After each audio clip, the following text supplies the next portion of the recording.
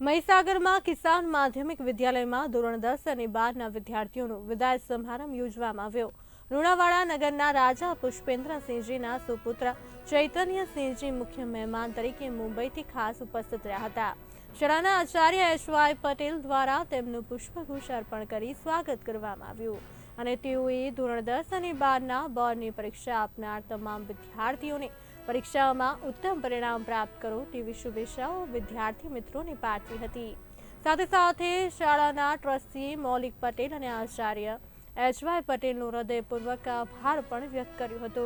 ત્યારબાદ તમામ વિદ્યાર્થીઓનું ફોટો સેશન યોજવામાં આવ્યું।